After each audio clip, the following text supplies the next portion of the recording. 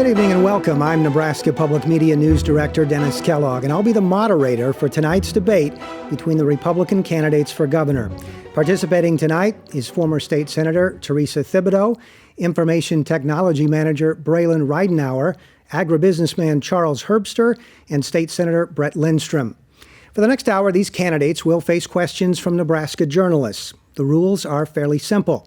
Each candidate will have 1 minute and 30 seconds to respond to the question, with 30-second rebuttals if needed. We'll end with 2-minute closing statements from each candidate. Before the debate, several names were drawn out of a hat with the campaigns to determine the order of different parts of the debate. And as a result, Ms. Theresa Thibodeau will field our first question, and I'll be asking that question. You know, we've seen a lot of commercials from the candidates in this race, and I know some voters who have said the candidates are all very similar on their stands on the issues with some only very slight differences. Well, hopefully tonight's debate will allow voters to learn more about the differences between all of you. But let's start with the differences.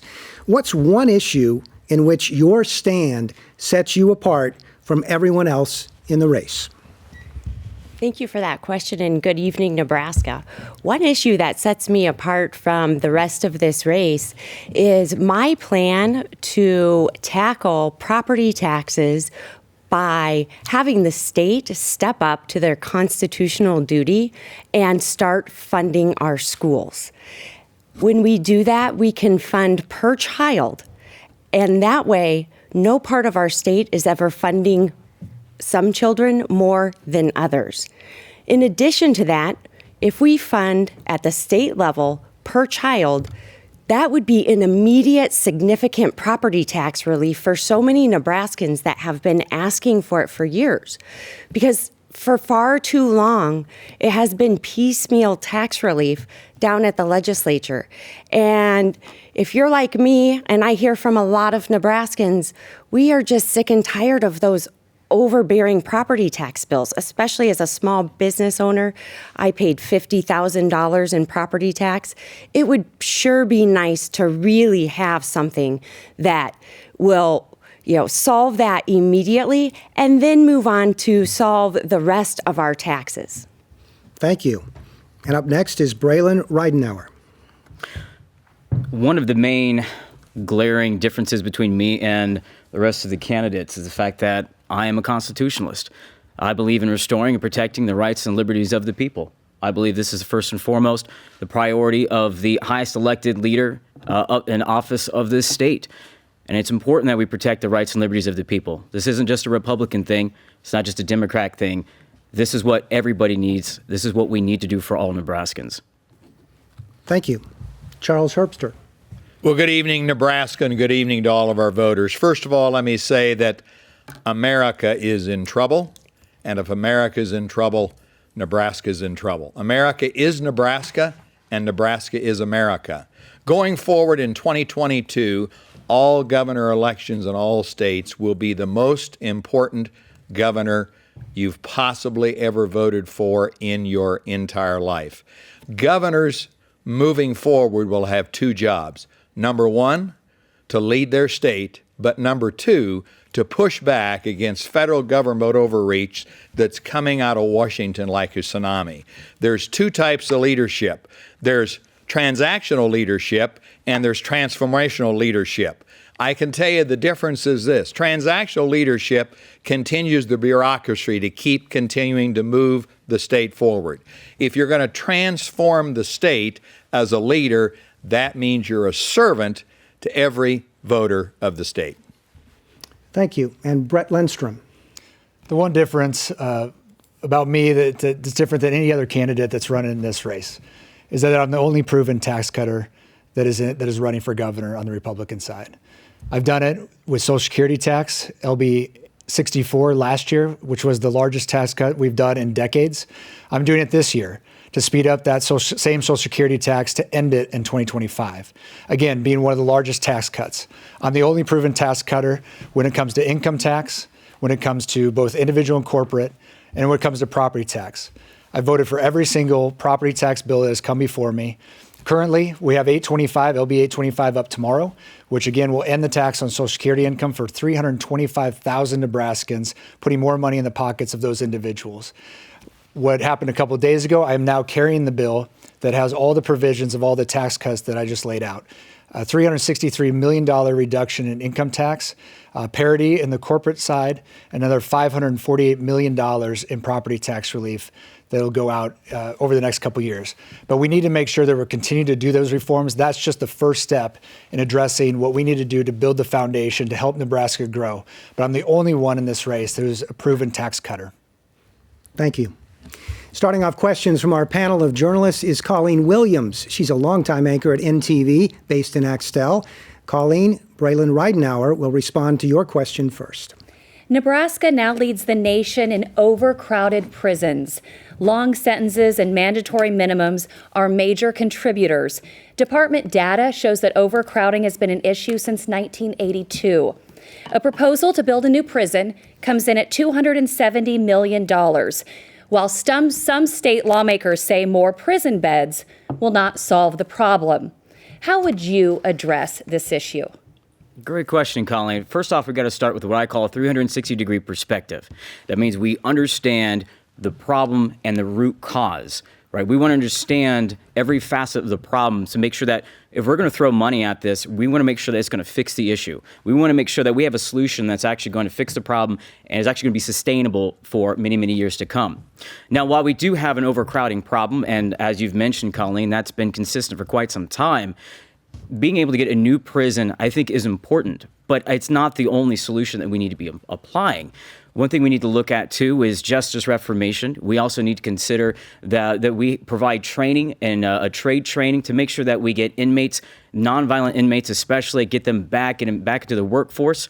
We also have a workforce shortage. We need the people. We need the help. I don't believe it will fix the problem at the core, but I do believe it is one solution that is available to us and that we should consider and move forward with. Charles Herbster. Well, I would totally agree. The new prison will not solve all the problems. We'll still be short of beds even with a new prison. Let me just say this.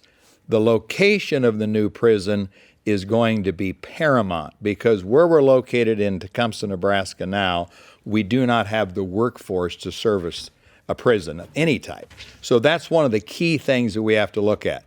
It's going to cost a lot of money to Nebraska taxpayers. And the very best thing that we can do is look at mental health, mental illness. I've been meeting with the veterans. I've been meeting with the sheriffs, been meeting with the patrol across the state of Nebraska. There is a huge issue today with mental health. Many of those people end up in a cell in prison. There has to be another alternative. There has to be a plan to work with those individuals, put them back into the workforce, and we need those people so badly. We can help by helping those people learn a trade and a skill. So that's going to be a key point as we change what looks like in Nebraska, because the numbers of people are going to continue to come because of all the drugs that are coming across our southern border, which is open to anyone who wants to come across from 106 different countries. Brett Lindstrom. We're currently having this discussion in the legislature right now and talking about the amount of dollars that are going to be spent to build this new prison. It's a significant amount of money. My fear is that if we build it, the cost is that of $270 million is just the start. The operating expenses, the workforce to be able to facilitate that is going to be very expensive and closer to probably $1 billion. I don't think we've taken enough steps in the last 20 years to address a lot of the concerns that I hear about. That's mental health and addiction issues. We're going to continue to do those things. And as governor, expanding some of the courts, the drug courts, the veterans courts, that seems to be working very well in Omaha and other places. That is something that we can expand upon. The workforce issue, this isn't just a throw away the key type of situation. We have 152% capacity. We want to make sure that those people that aren't violent have the ability to get those skills. And once they get out, have employers hire them. I'm carrying a bill right now that has components of Senator Wayne's bill that does that. It's a tax credit to provide employers a tax credit for felons to get back to work. We want to make sure that the recidivism rate remains low, and you have to have hope and opportunity. But we need to address on the upfront to get that result, and that deals with addiction, mental health issues. I'm not going to say no to a prison, but at this stage, it's hard to fund it and it's hard to staff it. And we haven't done enough steps on the upfront to control the outcome that we're looking to try to get. And Theresa Thibodeau. Thank you. Well, the facts are we could let out nonviolent criminals, but there really aren't enough nonviolent criminals to really relieve the overcrowding of the prison. And a lot of people talk about cost and workforce.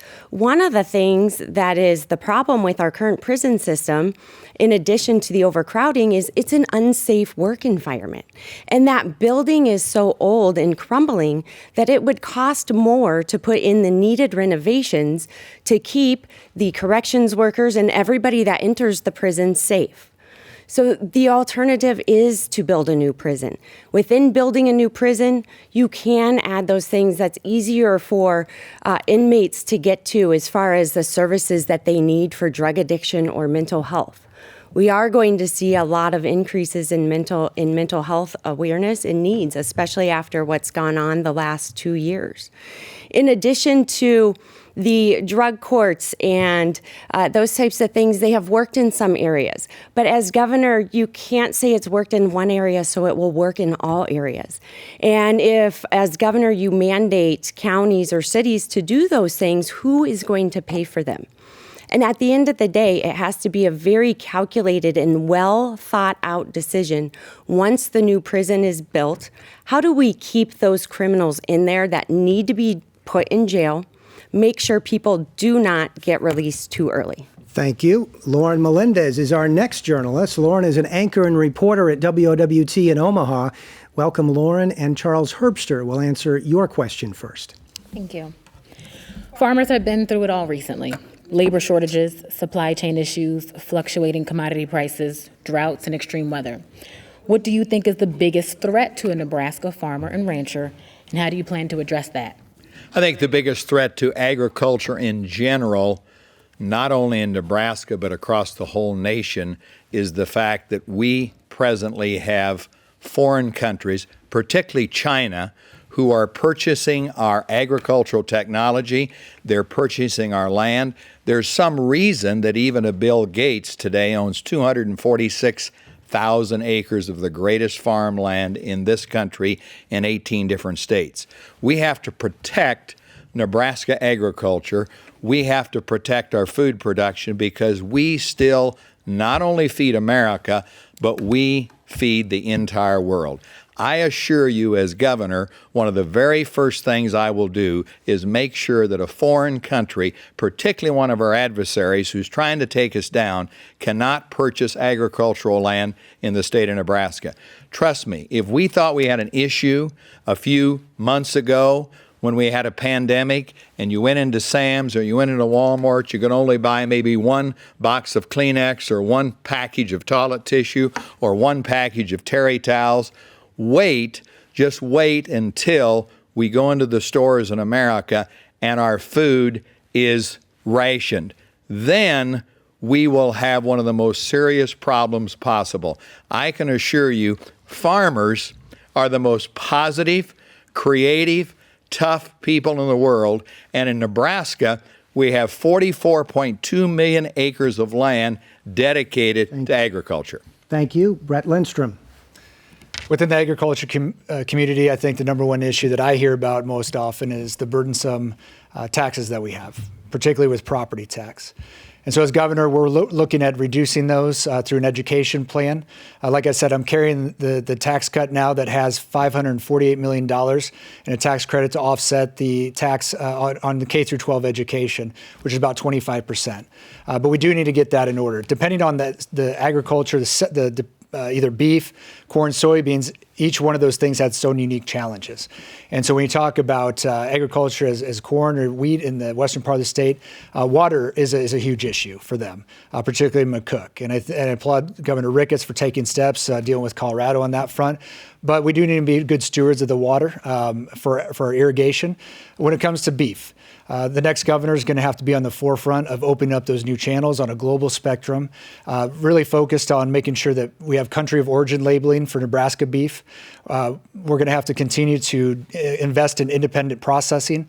Right now, our cow-calf operators cannot get their beef to market, and that's a huge issue for them. So we need to open up those avenues by cutting red tape and investing in those independent processing. So it depends on what type of ag we're talking about, but on the overarching theme, property tax is the number one thing that we need to address that affects everybody in the state of Nebraska. Up next is Theresa Thibodeau.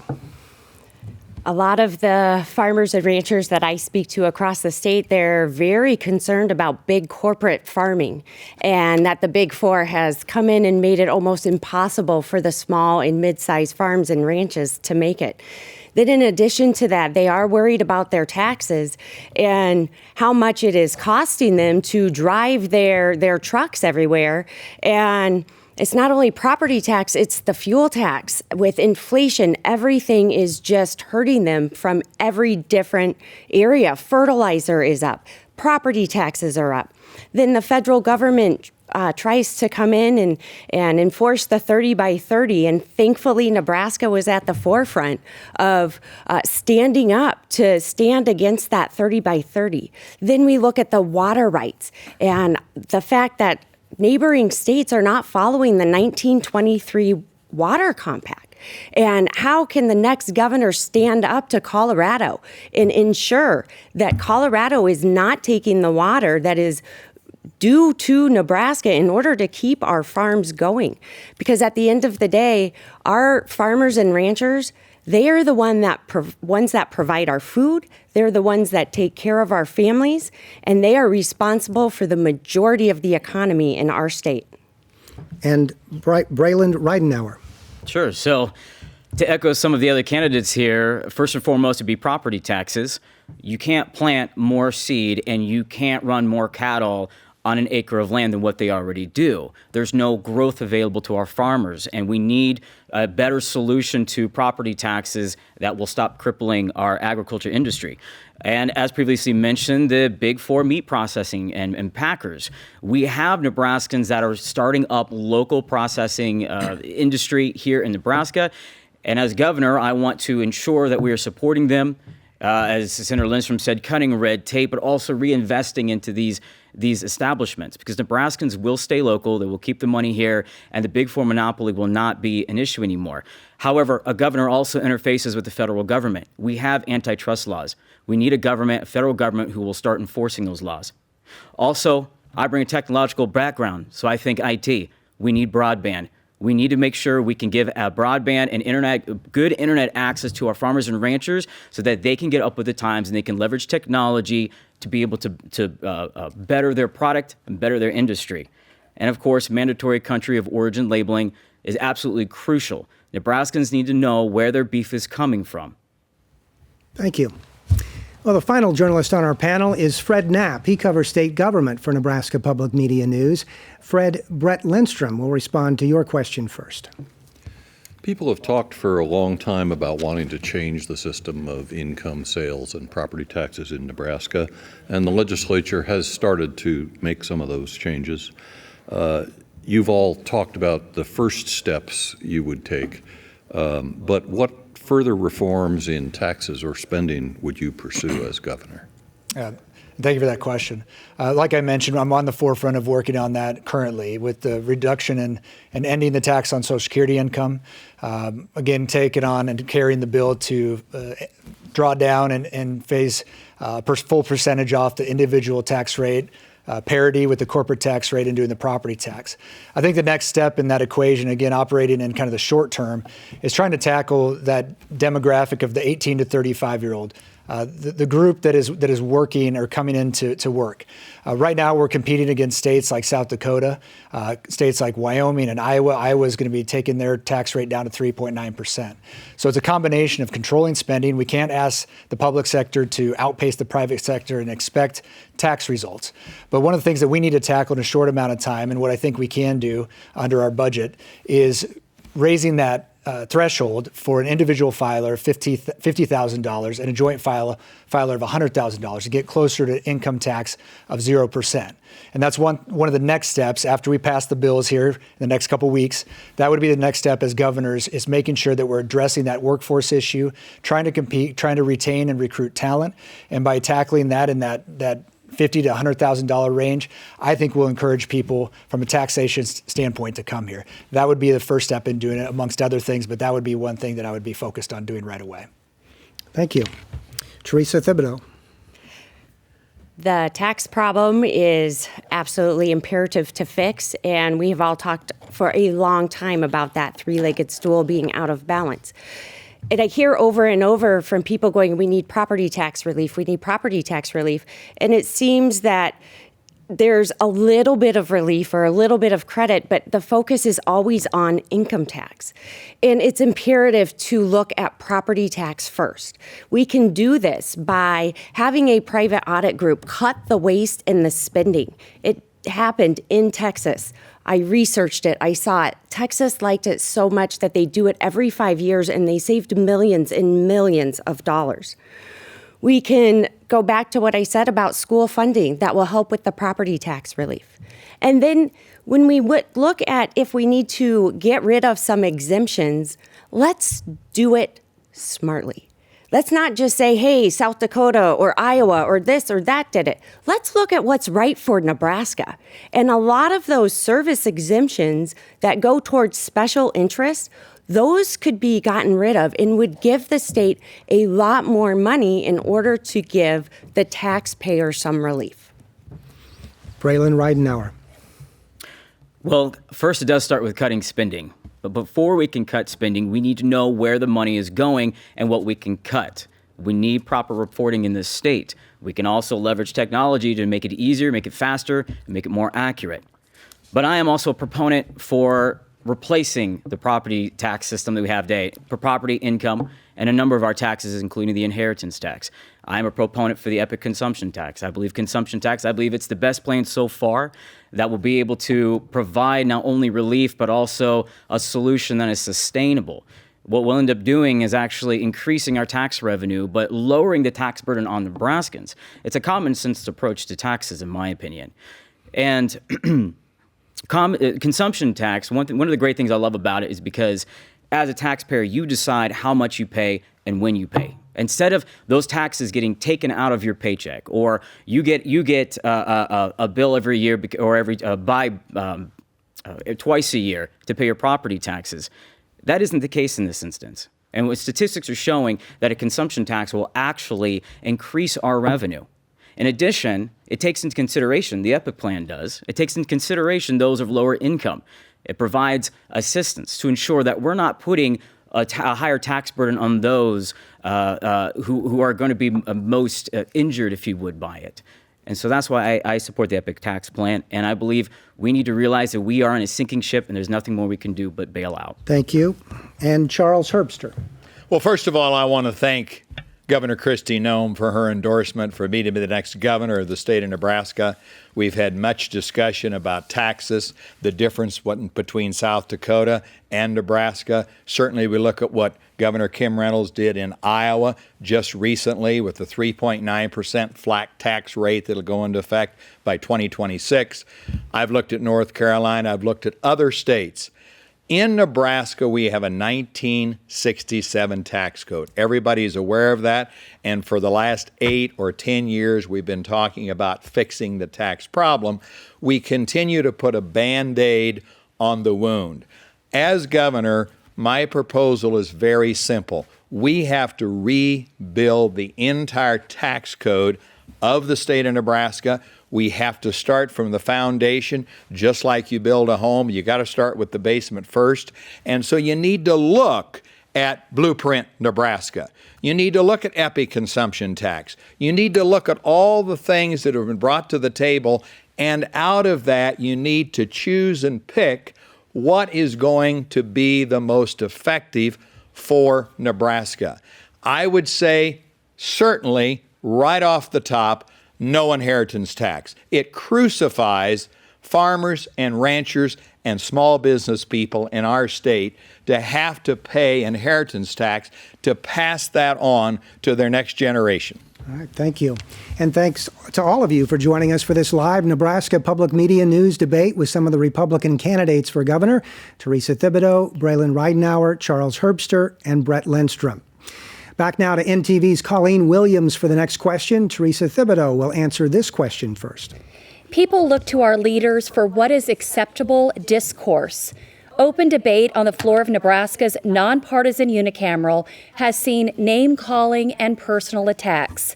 Even neighbor to neighbor, there's been a shift in intensity in the way we converse. And then there's the campaign ads. Do you place importance on Nebraska nice, in how you campaign and how you would eventually lead? Or is that way of thinking a thing of the past? For me, the importance for me is on Nebraska nice. And I was saddened to know that we have changed Nebraska nice to Nebraska. It's not for everyone. What are we telling people? We're telling people that they're not welcome. And when you look at what's going on on the legislative floor, I spent time down there, and those debates can get heated. But when they start to go to personal attacks towards individuals, there's no place for that or no reason for that. And a lot of times it's from individuals who really don't have Nebraska in mind. They are there for their own certain agenda, and they are throwing temper tantrums or thinking that they need to get attention on the floor to bring it to them, and don't realize that when you serve in the legislature or you serve as governor, it's not about you or any other important person. It's about Nebraska and its citizens. And that's what I would like to see the legislature come back to. I would like to see those crazy commercials come back to. It's hard for people to know who to vote for when every time they turn on the TV, it's somebody attacking somebody for whatever. Well, who are the real people running, and how can Nebraskans get to know them? And I run on what I can do for Nebraska and how we can continue to move this state forward. Thank you. Breland Ridenour. We absolutely have to play nice. Look, Colleen, here's the thing. First and foremost, as governor, I'm going to be a role model in respect and peace, and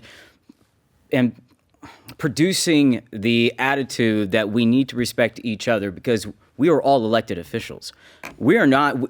Nebraska is a great state, but we have a lot of issues that need to be tackled.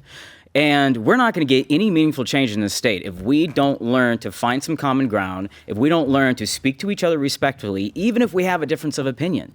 I mean, it's kind of elementary if you really think about it. We're all grown adults. We're all here trying to do the right thing. And I believe that, because anybody elected, they believe they're doing the right thing, whether I agree with their methods or their perspectives or not. And we need to be able to find those common ground, and we can. And I've always said it throughout my entire 14 months of campaigning, politics is about people. That is why we need to elect a governor who understands how to operate, how to connect, how to create those relationships with not just Republicans, not just Democrats, but everybody else in between. Because we can no longer get into these fights. We can no longer have this discourse, because all it's doing is hurting our constituents. It's hurting our state. We are all Nebraskans here. This is all of our home. And it's important that if we want a home for our future generations that is better than what it was yesterday, that we have got to find a way to be able to play nice. Next up is Charles Herbster. You know, as a businessman, I've learned over the years, having 6 businesses in 5 states, working with probably 30,000 families in 46 different states. John Maxwell says it best: everything rises and falls on leadership. Great leadership, great results. I look at great leadership as servanthood, the servanthood of our Savior, Jesus Christ, who exemplified it better than anyone.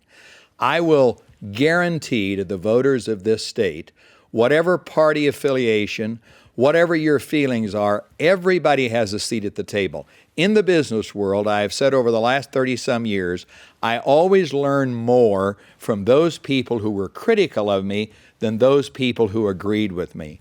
I can share with you that today it's more important than ever in our school systems, in our education systems, in our boardrooms to build people's value, to build their value.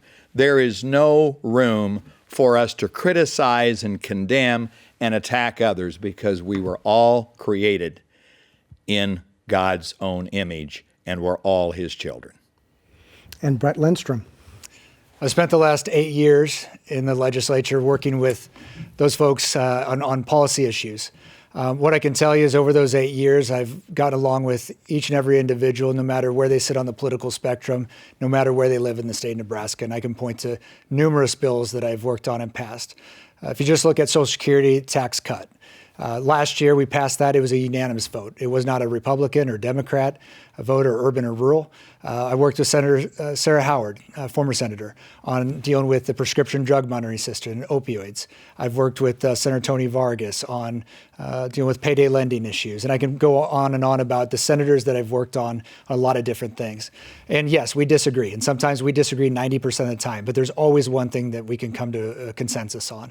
And as governor, it's building those coalitions. It's having the experience of building those coalitions that will allow us to get the big things done in the state of Nebraska, and having that experience and working with those people and having the relationships matter in hitting the ground running in 2023. As it pertains to the political side and the campaign ads, our campaign and what I told my staff early on is that we're going to be positive. We're not going to talk about what we can't do. We're going to talk about what we can do. And what is going to come from us from here on out, and which has been the last couple of months, is a positive message, positive campaigning, positive ads. And that's what our administration is going to be about as well, is making sure we get the right things done, doing it the right way, and working with all people, no matter what the background. Thank you. WWT's Lauren Melendez has the next question, and Breland Ridenour will answer first. How do you plan to be a governor for all of the people, specifically representing communities that have been historically marginalized? For example, communities of color and people who identify as LGBTQIA. Great question. So here's how you do it. We already talked about playing nice, treating people with respect. That doesn't just go for elected officials, that goes for all Nebraskans, because as governor, that's what I'm here to do. Is to represent the people. I believe it also starts with developing relationships with Nebraskans, no matter the location, no matter where they come from, east to the west, rural to metro. And how you do that is by going there, shaking their hands, and listening, talking to them, letting them know, being transparent. See, this is what's going on in our state government.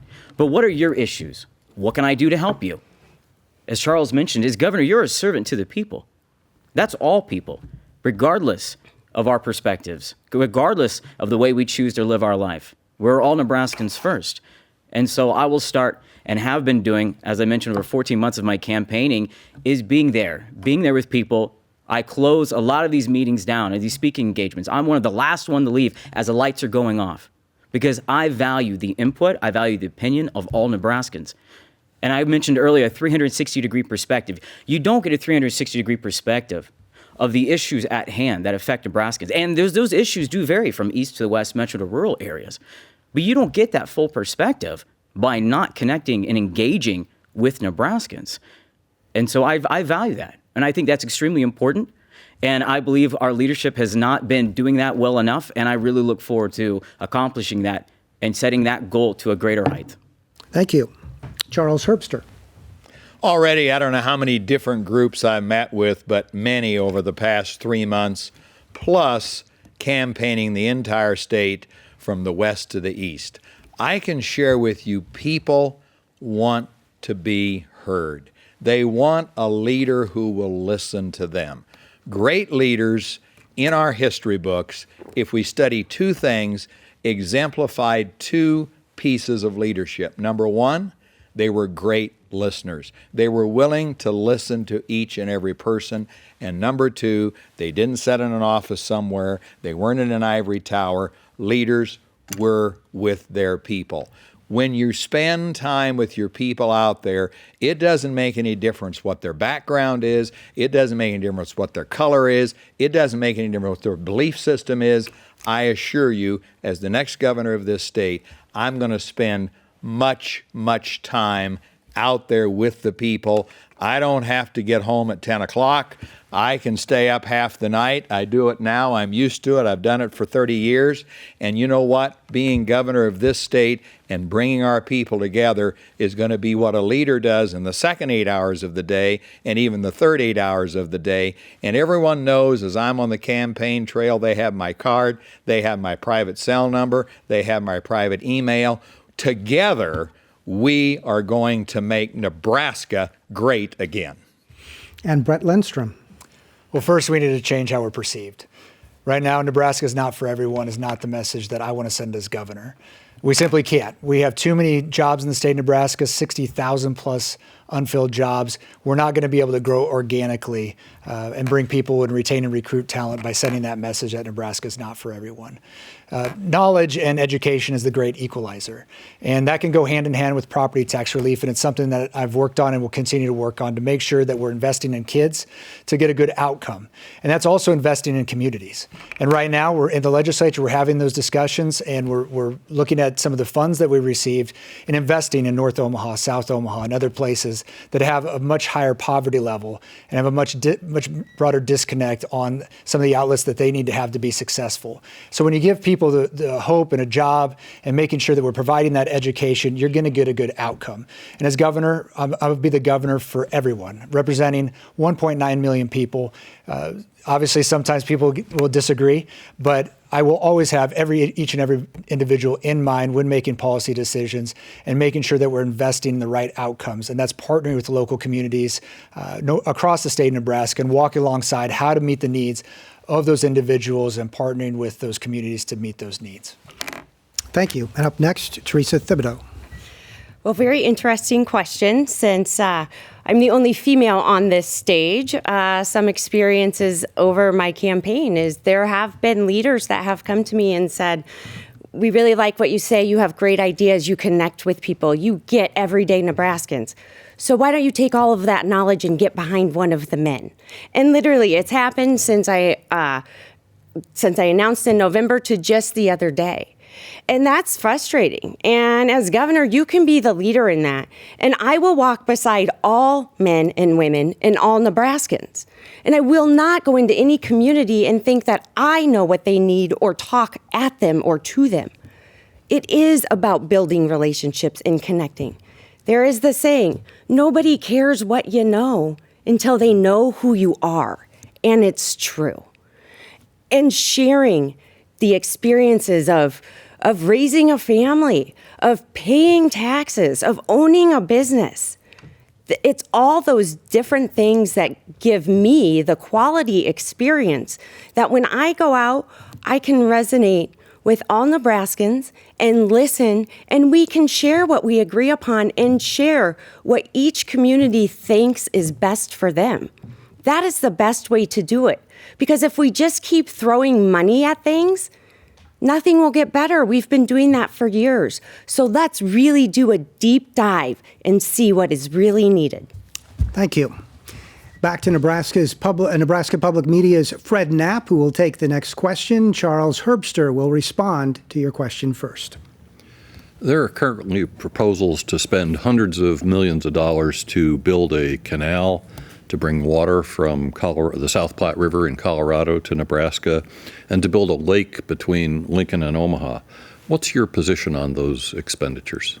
Well, Fred, first of all, let me say I'm not a politician, never have held office before in my life, don't have access to some of the things that other people have access to, but let me say this. Number one, the most important individual, the most important asset that Nebraska has is our people, is our voters. I've built businesses all across the United States.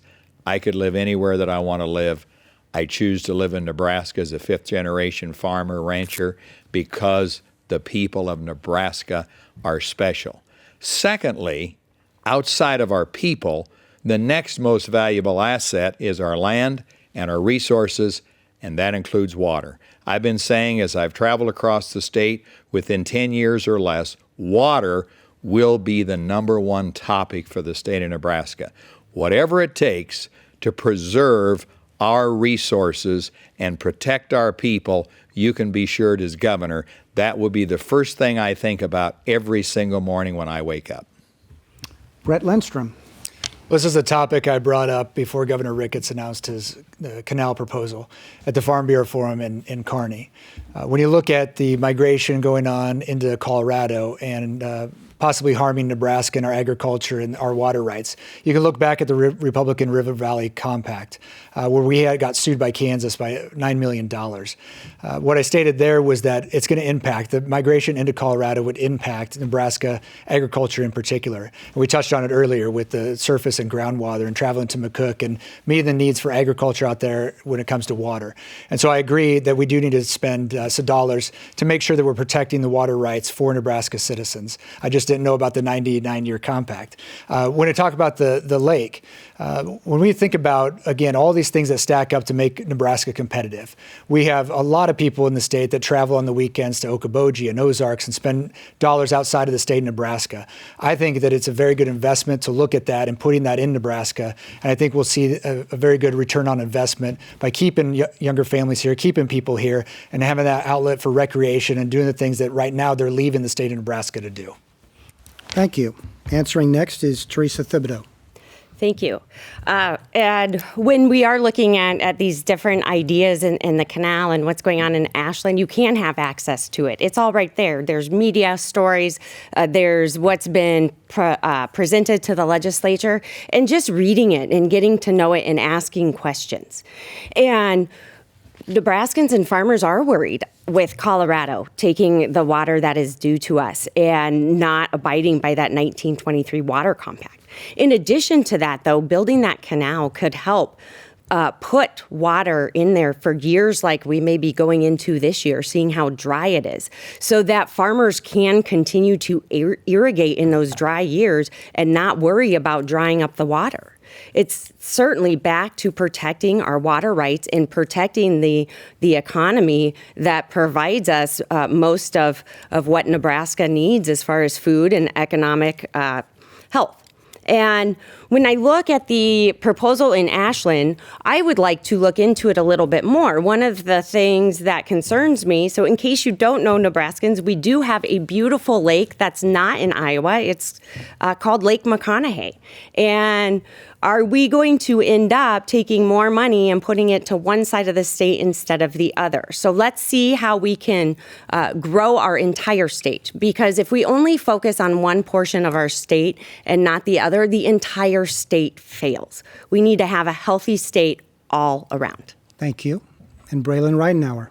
Well, while I do appreciate our Colorado neighbors, for me, it's Nebraska first. Water is a critical resource, and I believe that it is in our best interest to build the canal, to be able to build the reservoir, to be able to leverage the contract we already have. However, we have to make sure we do it smartly. We have to make sure the money is there. We have to make sure, again, 360-degree perspective, we understand what we need, and we make sure that's a solution that's going to be sustainable. We don't want to come and find out later on that it's going to cost even more money. We need to be responsible. We need to have accountability and oversight. And I believe that's very, very important. And I know the legislature today has approved for about, I want to say, a little over $50 million. Part of that money is to be used for study, to answer these questions, to get that full perspective. That's smart. And that's what we need to continue doing moving forward. Now, one of the reasons why I potentially support the lake in between Lincoln and Omaha is because I believe we can get onto a consumption-based tax here in Nebraska. This is exactly what I'm talking about. With a consumption tax, we bring in more revenue from outside sources, more tax money for our state, and it doesn't come from Nebraskans. Again, that's common sense. That's a smart approach. And as long as we can fund it appropriately and we have the money available and it's a solution that makes sense and sustainable, then I will sign my name on it. Thank you. And this is the Nebraska Public Media News Republican gubernatorial debate. We have time for one more question. We are going to ask our candidates, though, to limit their responses to 1 minute each for these responses. The question will come from Lauren Melendez of WOWT. We haven't been forced to grapple with the pandemic in more than a century. I'd like to know, what have you learned in the past 2 years during this global health crisis? And would you change anything about the way Governor Ricketts has handled Nebraskans' public safety? And Brett Lindstrom will answer first. I think Governor Ricketts did a very good job during what we were up against. It was something, as a legislator, we were getting information on the fly back in March of 2020 and making decisions on the fly, working with other governors across the state to put in provisions to protect people. So I want to say that Governor Ricketts did a good job with the information that he had in front of him. One of the things as governor, and when we look at mandates, vaccine mandates, other mandates that are coming down, mask mandates.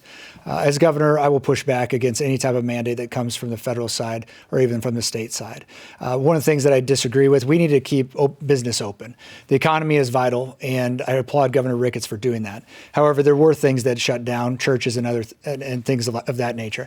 So when you think about the right to assemble and the First Amendment, I want to make sure that if this ever happens again, that as governor, we will stand up against any type of mandate, both federal and state, and make sure that we are always siding on individual rights and freedoms for all Nebraskans. Thank you. Up next is Theresa Thibodeau. Well, nothing should ever override our Constitution and our constitutional freedoms. Shuttering businesses and churches and schools should not have happened because we are Nebraskans, we're individuals, and we can make choices of what's best for ourselves. The mandates and the shutting, 15% of Nebraska's child care shut down because of the mandates to close during COVID. And when we talk about bringing more people and young people here, countrywide, over 1.5 million women have left the workforce. Well, if we already have problems with spots open for childcare and women are working the workforce, we're not going to bring those people back. So as governor moving forward, I would always take all information in, study it, but I will never violate our Constitution in order to make a solution that's worse than the problem. Thank you. And Breland Ridenour? Well, as I have already previously mentioned, I am a constitutionalist, and I prioritize the rights and liberties of the people, even in a pandemic. I do believe Governor Ricketts did the best with what he knew and what he had at the time, but there are some things that I would have done a little differently. And I do agree with Theresa that the rights of the people should not be limited and should not be restricted simply because of a pandemic. We need to protect those. That's one of government's first job. But we also need to make sure we have a plan in place. Pandemics happen. We need to be proactive in making sure that we already know what we're going to do for the next one, because COVID will not be the last. We need to not shut down our economy. We cannot do that. And Governor Ricketts did a good job not doing that. But that is not an option. And we have seen that this is shutting down the economy in many other states has caused many problems. And lastly, I would have called for the special session to ensure we get legislators back here in Lincoln and get legislation in place that would protect the rights of the people so that we would not have forced mandates with vaccines and masks. Thank you. And finally, Charles Herbster. First of all, let me say as governor, my playbook would be the playbook of my good friend, Governor Ron DeSantis in Florida. I think he did it probably better than anyone. When it comes to mandates, zero mandates. I agree. I would have called the legislature back in session. I don't think we went far enough. The pandemic's real. I just lost my father-in-law at 94 years old to COVID. But let me share something with you. The pandemic came from China. Don't kid yourselves. I won't back away from that. It was the only thing they had to do to get Donald J. Trump out of office. And if we allow them to mandate, if we allow them to close our churches, we will lose the country our forefathers developed and built and fought for. All right. Thank you. That is all the time we have for questions in tonight's debate. Now, each of the candidates will have a 2-minute closing statement. Names were also drawn out of a hat to determine the order, and we are going to start with Charles Herbster. I said earlier that America's in trouble. And let me just talk a minute about how you take down a free nation, a nation that will soon celebrate its 246th anniversary of a free republic. The pandemic allowed us to shut the churches down for the very first time in the history of this country. Worst decision that we ever made. Let me tell you what's happening in every state and in this country. We have lost our moral compass. Number one, our faith is under attack. We've taken God out of the school systems, we've taken God out of the corporate boardrooms, and we've taken God out of many of the churches. Our faith is under attack. It was the reason America was founded. Second of all, our families are under attack. Part of that was the masking, the division that took place from the pandemic. And thirdly, our freedoms are under attack. Let me share something with you. You continue to have a country with open borders, all the people coming in, they're not tested, they're not required to do a vaccine, they're not required to do anything, and yet nurses who gave their lives and were willing to put their lives on the line, people in the medical profession in 2020 who took care of other people when no one knew how serious the pandemic was. Today in America, we tell them, if you don't do exactly what we want you to do from a government standpoint, we're going to fire you. That is absolutely uncalled for. I will assure you as governor, every morning I get up, the number one thing I'm going to do is pray, because we will not get out of where we are unless we turn the greatest nation on the face of the earth back to God. My favorite Bible verse is, "Call unto me, and I will show you great and mighty things of which you do not know." Thank you. That was Charles Herbster. Our next closing statement comes from Breland Ridenour. Well, first and foremost, thank you, Nebraska, for taking the time to be here with us. We appreciate you. I want to say, I'm a middle class guy. I'm not somebody with lots and lots of money. I've worked my way up from the bottom. I wasn't born with a silver spoon, and so I'm here because I want to make Nebraska a better place, not just for me, not just for you, but for our children. When I'm done as governor, what I plan to do is stay here in Nebraska, to continue to make this my home. And I decided to run because I believe we need leadership in this state that not only respects people, not only has solutions, but will fight every single day for the top priorities that matter most to Nebraskans. And I relate to those top priorities. Some of those are the constitutional rights, liberties, fighting against abortion, to ban it, fighting to get a new a new tax system in order and get rid of our property taxes. So many of these cans have been kicked down the road, and we need strong leadership today. I'm tired of hearing things like Governor DeSantis, who's a wonderful governor. I'm tired of hearing how great things he's doing, or Governor Kristi Noem. We need to start having that leadership here in Nebraska. I want the United States of America to be seeing Nebraska as a leader in making meaningful change and standing up for people in this country. My name is Breland Ridenour, and I'll be humbled and honored to receive your vote on May 10th. Okay, that's Breland Ridenour. Our next 2-minute closing statement comes from Theresa Thibodeau. Yes, Nebraska, we talked earlier, started off this evening about what differentiates us. We also talked a little bit about all the commercials going around and silly shotguns or attacks. So I'd like to just take a minute and say what really differentiates us, because it's hard to know what the candidates are about. And here we have a room full of people. One decided not to show up and is campaigning from Facebook and spreading lies about candidates. There is another that talks about reducing taxes and bringing business here, yet won't bring their corporate headquarters here. And I'd have to say, how can a governor recruit other businesses here when the CEO sits in front of them and says, well, is your business your major business in Nebraska? We then have another who has done some great tax relief this session, but not too long ago passed the biggest gas tax increase. Also says for voter integrity and verification, but voted against voter ID because it said it cost the taxpayers too money, yet turned around and voted for that gas tax. I am a wife, I'm a mother.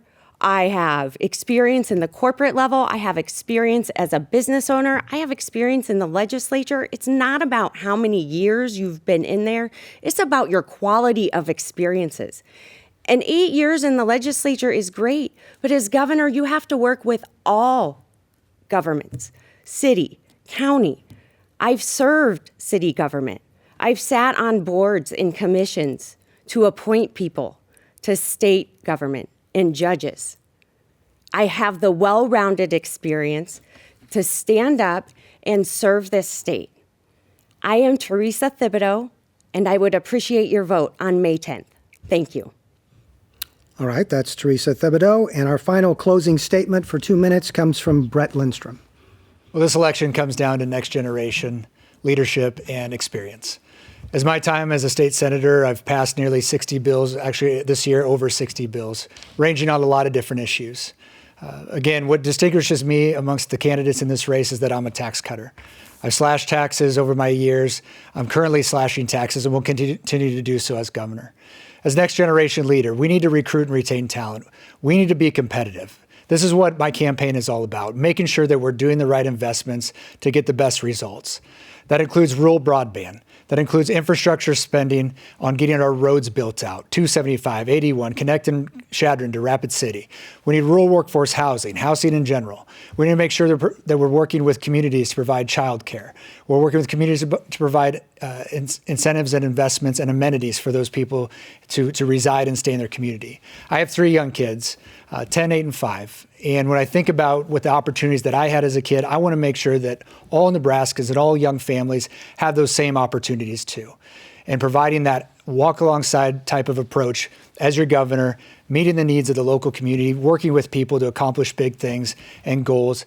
And I would be humbled to earn your vote here on May 10th. And that is Senator Brett Lindstrom. An hour goes by very quickly. That brings us to the conclusion of tonight's Nebraska Public Media news debate between the Republican candidates for governor. I want to take just a moment to thank especially our panel of journalists from across the state of Nebraska who have worked very hard in helping us put together this debate. Colleen Williams, anchor from NTV in central Nebraska, thank you so much. Also, Lauren Melendez, an anchor and reporter from WOWT in Omaha. Thank you for joining us tonight. And for Fred Knapp, Nebraska Public Media News state legislative reporter. We thank you all. And we thank our candidates as well. Theresa Thibodeau, Breland Ridenour, Charles Herbster, and also Brett Lindstrom. If you missed any of tonight's debate, you can find it on our website. That is nebraskapublicmedia.org. And make sure you exercise your right to vote.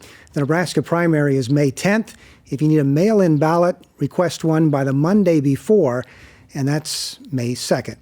Thanks again to the candidates who participated tonight, to our crew, to our panel of journalists, and to you for making the effort to be a more informed voter.